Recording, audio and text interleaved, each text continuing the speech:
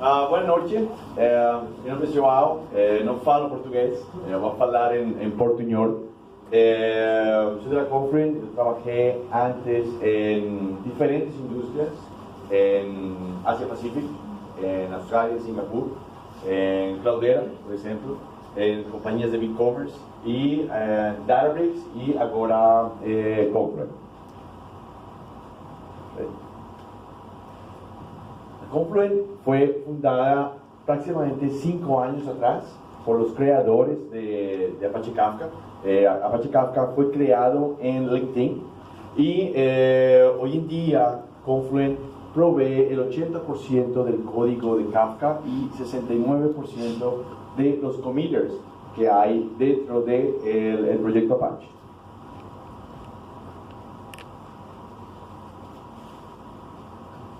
Seis de las 10 compañías más grandes de la Fortune 100 utilizan Kafka, utilizan Confluent y más de 1 millón de eventos son movidos al día sobre la plataforma en estos diferentes clientes.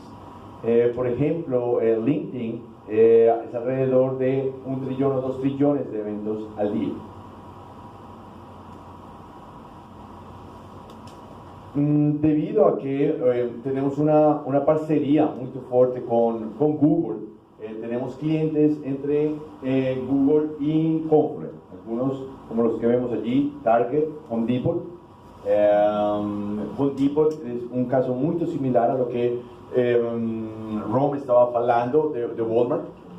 Home Depot está en Atlanta, Eofico en Atlanta, Eomor en Atlanta, y una de las cosas muy importantes para Home Depot es la logística. ¿Cómo puedo empezar a tener un inventario en tiempo real? Y si existe la forma de comunicarse con el proveedor en Estados Unidos tiene que entregar la materia prima o la puerta o la mesa o la silla en un área designada. Si esto no se cumple, Home Depot puede llegar a tener multas o los proveedores pueden tener multas y eso significa dinero. Ellos desenvolvieron una aplicación basada en Kafka para ayudar a la gente de logística en el móvil en tiempo real para hacer un tracking de cada uno de los componentes que ellos tienen. Todo esto sobre Google Cloud. Diferentes, otro tipo de cliente, ANZ, Australian and New Zealand Bank, muy similar a lo que está haciendo hoy en día el Royal Bank of Canada, fraude en tiempo real, análisis de transacciones en tiempo real, demás como estos. Usted seguramente porque está pensando que tenemos que trabajar en tiempo real. Ahora, la mayoría de las necesidades del negocio precisan tener información en tiempo real, no precisan tener un batch que está corriendo al final del día, al final de la semana, al final del mes, para entregar unos insights o unos SLAs o KPIs basados en información histórica. Usted precisa la información ahora, qué está pasando con mi banco ahora, qué está pasando con mi loya ahora. Y en un sistema como en Hadoop o Cassandra o HBase es muy complicado tener un procesamiento en tiempo real. Usted lo puede hacer, mas es con fuerza bruta. Una granja de cientos, miles de servidores para tener un CLA muy similar a lo que se puede hacer en Kafka en una versión mucho más reducida. Por estas necesidades vemos que puedes mejorar la experiencia del cliente, mejorar o entender las ventas en un seasonal period o Black Friday o algo similar, en trading, entender las transacciones de diferentes divisas o currencies o commodities que están pasando y en diferentes partes del comercio entender y analizar el invoice. Por ejemplo, en la industria aeronáutica o en los aviones, la TAM o Gold o Azul, no son clientes ahora, mas una cosa muy importante que ellos pueden hacer de otros clientes que están aprendiendo, como American Airlines o Qantas, es que ellos pueden empezar a correlacionar informaciones de los vuelos en tiempo real y entregar promociones a los clientes finales en tiempo real. Si usted está buscando un vuelo de Sao Paulo, o sea, Miami, de Sao Paulo a Río, usted puede encontrar estas promociones si la industria del Azul o Gol o Latam provee para usted este tipo de precios en tiempo real. Por ejemplo, Despegar hace una cosa similar. Usted Despegar analiza miles y millones de vuelos y entrega para usted el precio final con el mejor descuento. Esto es con Kafka. Entonces, como usted puede ver, Kafka tiene diferentes aplicaciones en diferentes tipos de industria: retail, salud, financial, travel and leisure. Y una forma de acelerar el desenvolvimiento y el deployment de Kafka es utilizando la nube. Y usted puede entender que con Google, con GCP, siendo un parcero y siendo un servicio de primer nivel, usted puede implementar Confluent de forma mucho más similar y mucho más sencilla, mucho más fácil.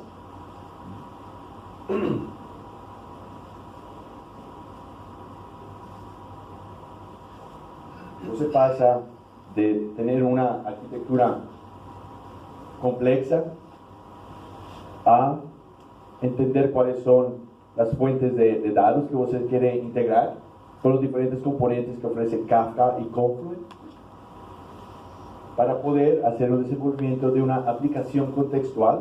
Vamos a hablar más adelante de una aplicación contextual, lo que entendemos como aplicación contextual, y modernizar la arquitectura con diferentes tipos de componentes o servicios.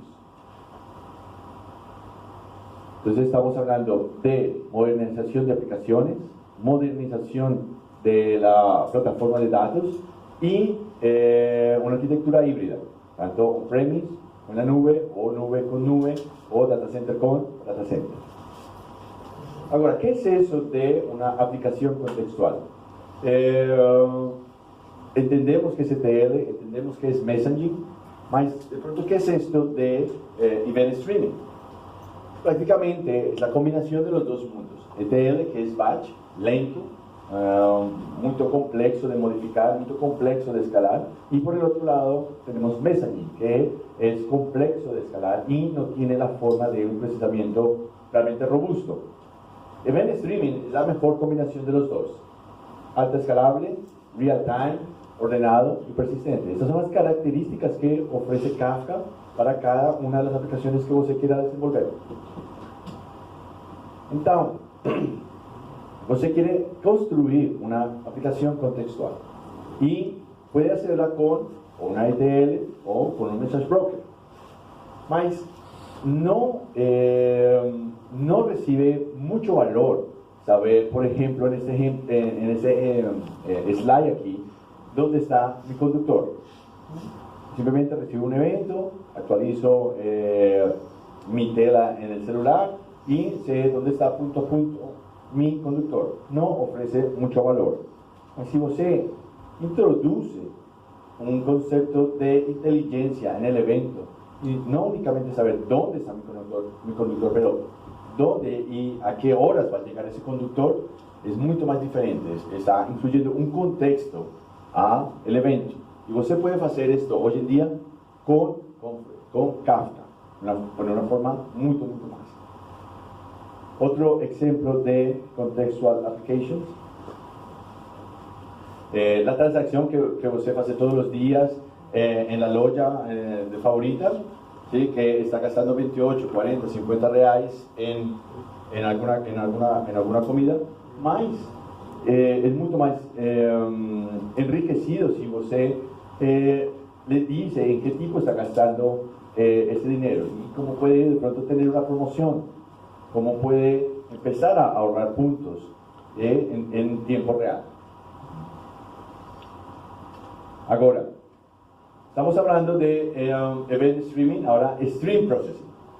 ¿Qué puedo hacer con el evento? Y eso es la parte de inteligencia del evento para la aplicación contextual.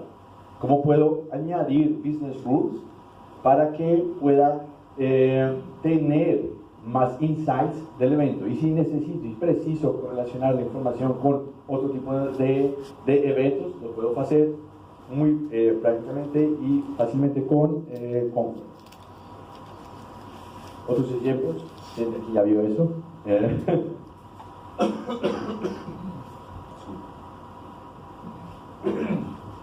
Y esa es la plataforma de Confluent.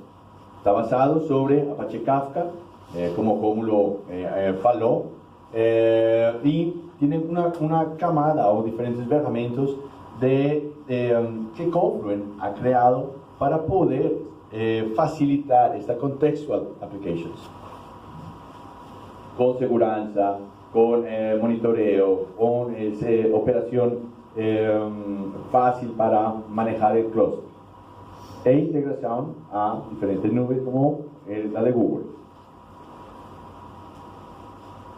¿Qué ventaja hay en utilizar la nube? Es simplificar la operación, simplificar DevOps y tener un componente fully managed para que usted únicamente se dedique a construir la aplicación que usted quiere hacer.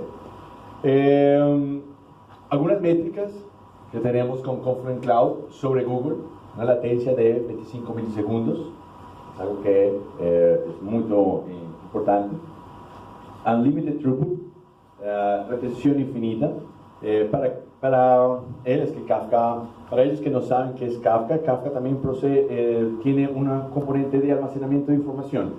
Usted puede tener un periodo de retención de los eventos y si precisa hacer un replay del evento cero, pues se lo puede hacer sin ningún problema y analizar qué ha pasado con los eventos desde el inicio de la plataforma. Y 99.95 de uptime garantizado. ¿Cómo se alinea Confluent? En este caso con GCP. Usted puede implementar, como dije anteriormente, como falé anteriormente, Confluent es a First Citizen Service en Google Cloud. Significa eso que está listo, está pronto para el deployment. Simplemente hacer clic en uno de sus botones y va a tener el ambiente pronto para utilizar. Y como el desenvolvimiento de Confluent es facilitar la vida o el desenvolvimiento de aplicaciones contextuales, hay conectores que están prontos para BigQuery, para Google Storage, Dataflow, si lo se precisa, entre otros, Bigtable, Machine Learning. Y si usted precisa tener esa arquitectura híbrida entre su data center y Google Cloud, Confluent hizo un desenvolvimiento de un componente que se llama Replicator, que permite copiar información de un lado, sea del data center, a la nube, replicar tópicos active-active, en tiempo real. Y si usted hace el desenvolvimiento en la nube y sus sistemas core están on-premise, pues se puede replicar información muy fácilmente con Replicator. Cuando yo estaba en otras compañías de Big Data, hablar de arquitecturas híbridas era bastante complejo. ¿Por qué? Porque no había un backbone para enviar información. Y esta arquitectura allí puede ser muy compleja, pero si usted empieza a dividir el problema, usted puede encontrar que simplemente es una data que usted siempre va a estar enviando. No precisa a veces de enviar toda la información. Y para esto es Replicator. Identificar cuál es la data que usted quiere replicar y enviarlo a otro data center o a otra nube. Algunos ejemplos que están sobre Google Cloud. Una compañía de payments o muy similar a PagSeguros, pronto. Ellos hacen consulta y detección de fraude en tiempo real. 25 millones de usuarios. Marcelo Ronfaló de Royal Bank of Canada y Audi. E, para terminar, você pode ver diferentes tipos de arquiteturas, donde con la nube de cloud de Google y Confluent puede facilitar el desenvolvimiento de las aplicaciones. Kafka, disculpa, Kafka es mucho más que messaging. Y Kafka, si você ve en la imagen, puede identificarse con diferentes tipos de sistemas, o sea, un message broker, sea algo muy similar a MuleSoft, donde você puede tener un desenvolvimiento de APIs o de REST services, y donde puede combinarse con otro tipo de micro-batching platforms, como Spark Streaming. Obrigado. Bom, agora o Vitor da Forward vai falar, vai mostrar um case de um varejista usando o Apache Kafka. No final, bom, tem a apresentação do Google e a gente vai vai fazer um painel de 5 a 10 minutos para debate, conversa, esclarecer dúvidas.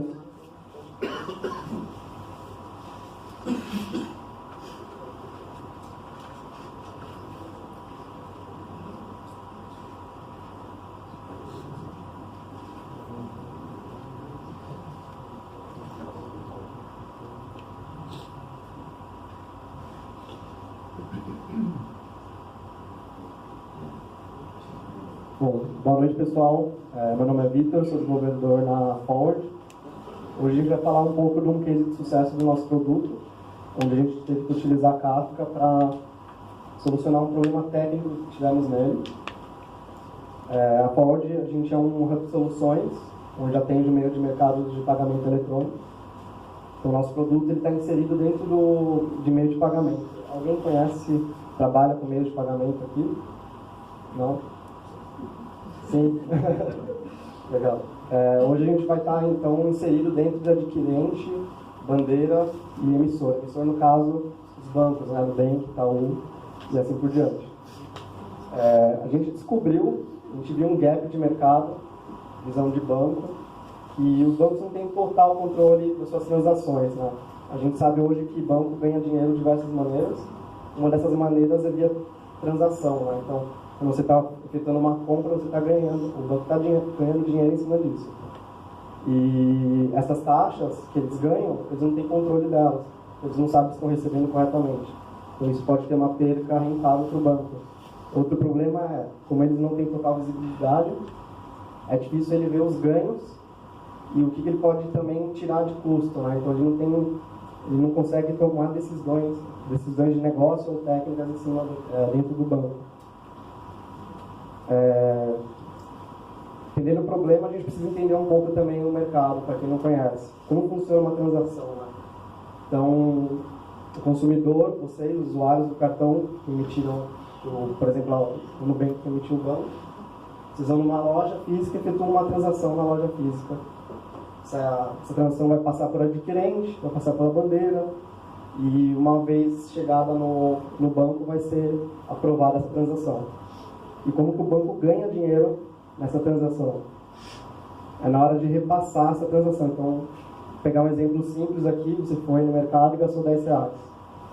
Quando o banco tiver que repassar esse dinheiro para a adquirência, ele vai taxar essa transação. Então, essa transação não vai valer mais R$10. Ela vai estar valendo, ela vai ter uma taxa aí em cima de 2%, 3%. Essa taxa se chama IRF, a taxa de intercâmbio. E aí, por curiosidade, também a adquirência vai passar para a loja, também vai ter uma taxa em cima disso. E aqui vai ter a taxa, né, para a bandeira. Então a bandeira ela é como se fosse a brand do negócio, então ela sempre vai receber dos dois lados. Interessante é ver que o lojista ele não vai receber R$10, né? Ele vai receber menos que R$10. E como funciona o cálculo desse IRF? Isso vai diferenciar de várias maneiras. Uma dessas maneiras é a região onde você pagou, né? Então, se você fez uma compra no exterior, por exemplo, o IRF vai ser uma taxa diferente em cima. Segmento, o MCC, Merchant Category Code. Então, se você comprar num restaurante, se você comprar no posto de gasolina, cada um vai ter uma taxa diferenciada em cima disso. Então isso, você vê, são vários dados, e esses dados são difíceis de ser lidos pelo banco hoje, esse é o problema. Então, como que o parser entrou, né? O banco ele recebe um arquivo da bandeira, esse arquivo é complexo, porque os manuais da bandeira são complexos. São aproximadamente 50 manuais para cada bandeira e cada manual, digamos, tem uns 500, 600 páginas de conteúdo, os conteúdos são difíceis de serem entendidos. Então essa é a dificuldade hoje dos bancos, e o parser ele faz isso, né? Então ele consolida essas informações, dá visibilidade, o que ele pode rentar mais, o que ele pode cortar de custo, e faz esse cálculo também de interchange, né? A taxa de intercâmbio. Então aqui a gente tem uma visão, mais ou menos, como que o banco recebe essa informação. A ideia aqui é utilizar a tecnologia para solucionar isso, e como que a gente pensou nessa tecnologia. É mais ou menos a pirâmide do conhecimento, né? Quem não conhece muito a pirâmide do conhecimento, ela é formada em 3 informações: dado, informação e conhecimento. Então a ideia aqui é, por exemplo, 1995 é um dado, e aí eu falo que 1995 é um ano, então o dado se transforma numa informação, e aí eu te falo que 1995 é o ano que eu nasci, no hospital tal. Essa é a ideia aqui. Então o banco ele recebe dados que ele não sabe o que é, e a gente tem que dar esse conhecimento ao banco. E como que a gente usou tecnologia para fazer isso?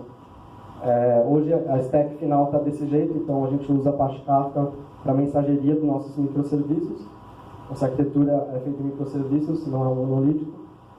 Usamos Java como linguagem de programação, Spring Boot, Spring Batch, usamos Oracle como banco de BI também, e Hazelcache para cache.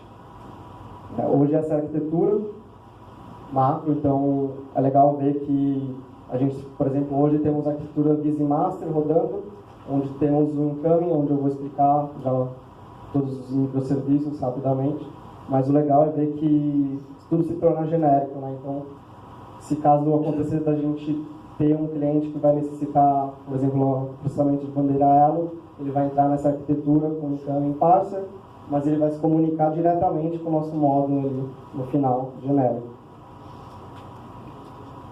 E aí, como funciona essa arquitetura, né? Então, é um arquivo, difícil de ser lido, como eu falei. Esse arquivo vai chegar numa pasta para a gente.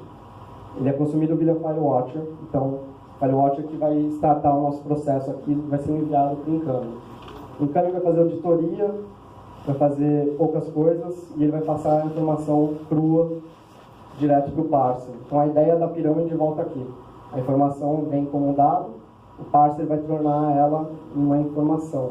Então, de dado, de uma string crua, a gente vai ter layout agora. E aí, por seguinte, a gente vai ter o cara que vai dar o conhecimento. Então, aqui é onde faz o cálculo do RF, onde eu falo que isso aqui é uma transação de compra, isso aqui é um cashback, e esse é o segmento dessa transação. Então, essa arquitetura ela foi pensada para ser escalável. A gente sabe que bancos eles processam milhões por dia. Temos clientes que processam 1 milhão, tem clientes que processam 50 milhões de transações diariamente. Então, o processo é muito massivo. Então, a gente recebe arquivos gigantescos e a gente precisa processar esses arquivos rapidamente para o banco. Então, a ideia é fazer ele escalável, né? Então, o nosso microserviço de incoming ele é basicamente muito rápido, a gente não precisa escalar. Os outros dois a gente tem a possibilidade de escalar, né? Logicamente que o parser aqui ele vai fazer a comunicação entre os outros microserviços, mas a gente vai deixar mais limpo para ter uma visão melhor. E quando a gente criou essa arquitetura, a gente pensou como que os microserviços vão se comunicar. Como vai ser a comunicação entre incoming e parser e Logic Rule Engine, que é um motor de hardware, tá, gente? Logicamente que a gente não vai usar REST aqui. Por que a gente não vai usar REST? REST não é performático nesse tipo de arquitetura. A gente sabe que uma arquitetura escalável não é muito adequado usar REST. Você pode até usar, mas não garanto muita coisa. Ele não tem muita fluidez na comunicação, então ele é uma comunicação baseada em fast response. E ele não é baseado, ele não tem resiliência, né? Então eu não garanto que o processo inteiro, se já tiver algum problema ocorrido, se algum serviço cair, eu vou ter que reprocessar esse arquivo novamente. Eu não quero reprocessar um arquivo de 50 milhões de transações, né? Então, assim, por que ele não vai ser performático aqui, né? Quando o incoming ele vai chamar o parser, ele vai fazer uma requisição e ele vai esperar essa requisição ser retornada. Ele vai esperar o response. Isso não é legal, porque enquanto ele poderia estar mandando essa requisição para o parser, em vez de ele esperar, ele poderia estar mandando para os outros microserviços. Por isso que o Ash não foi colocado aqui na nossa POC na época. E como a gente tinha Resolcast, alguém conhece Resolcast? Resolcast a gente tinha na nossa stack, né? Mas a gente utilizava ele como para fazer cache nas nossas aplicações. Mas o Resolcast ele é interessante que ele tem a sua performance, ele é performático, mas ele tem uma fluidez na comunicação, ele não é mais um request response. Então ele tem um sistema de mensageria que é até parecido com Kafka. Então ele tem tópicos onde você insere mensagens, onde consumers vão consumir essas mensagens. Só que, infelizmente, a gente teve um problema. Como eu falei, ele é ótimo no que ele faz em Memory Data Grid, que é o cache, cacheamento. Ele é performático, tem essa comunicação legal para fazer uma aplicação escalável, mas ele não possui resiliência nativa. A gente teria que desenvolver essa resiliência. E isso é um ponto impactante para o produto, porque, como eu falei, o exemplo de 50 milhões de transações, se algo acontecer no meio desse período de processamento, eu vou ter que parar o processamento e processar o arquivo novamente. E isso não vai ser legal para o cliente, né? Geralmente a gente faz isso em batch, como todo banco funciona. Então eu vou ter que estragar a janela do batch do cara e vou ter que reprocessar de novo ele, provavelmente no próximo dia, numa janela, se ele tiver. E o que é resiliência? A resiliência é a facilidade, se adaptar a má sorte à mudança, que é exatamente o que eu falei. Então, o que acontecia na POC do Resolcast? A instância do Resolcast, por exemplo, caía. Então, a comunicação entre o parser e o nosso motor de regra, ela falhava, a instância realmente caía, o microserviço caía, algo do tipo. Então, tinha que processar esse arquivo. Aí que veio a ideia de utilizar o Apache Kafka, né? Então, o Apache Kafka, ele garantiu a performance que já estava. Então, ele continuou performático, ele continuou no sistema de mensageria, né? Então, a gente tinha tópicos, tinha os consumers da vida, e ele me agregou ainda a resiliência nativa. Então, hoje, a aplicação, se acontecer algum problema na aplicação, eu não preciso reprocessar o arquivo, simplesmente eu subo o microserviço que caiu, por exemplo, e tudo vai voltar ao normal. O Apache o Kafka já faz esse trabalho para mim. E ainda me garante que não vai haver duplicidade nem divergência, então ele fica bonitinho. E o legal disso é que, assim, você vê a diferença de arquitetura, né? Em vez de eu agora estar fazendo uma requisição e esperando uma resposta, agora eu estou simplesmente postando uma informação. É mais ou menos uma ideia de redes sociais. Você vai postar uma imagem no Instagram, mas você não precisa saber quem está consumindo essa informação. E isso é o ganho que eu tenho escalando com Kafka, né? Então, eu não preciso saber da resposta, se ele está correto ou não.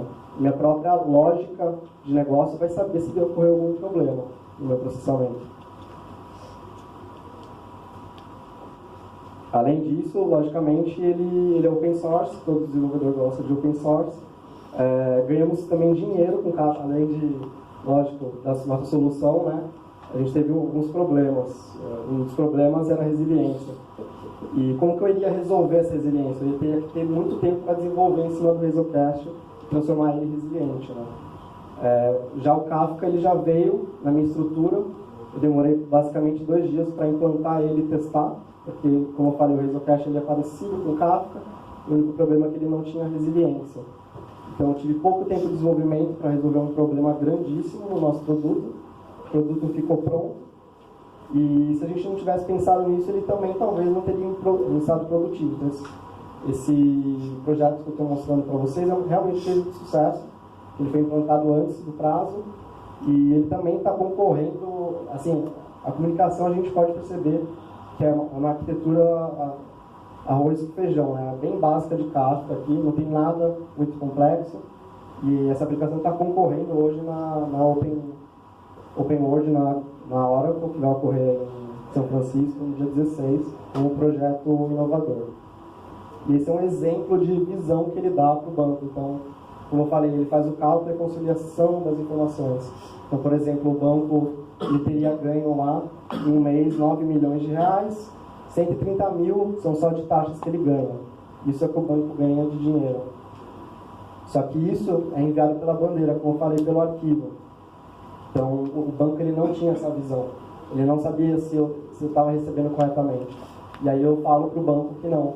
Ele deveria receber de IRF 1,31 mil reais. Ou seja, teve uma variação aí de 982 reais. E isso é mostrado para o banco, né? Então, a solução, nosso problema técnico foi resolvido e ainda teve oportunidades no exterior, graças ao Kafka, basicamente. Então, é isso, pessoal. Essa é a minha rede social do LinkedIn, se vocês quiserem seguir a Forward também.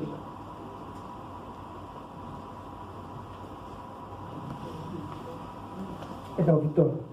Bom, por último, agora a apresentação do Google.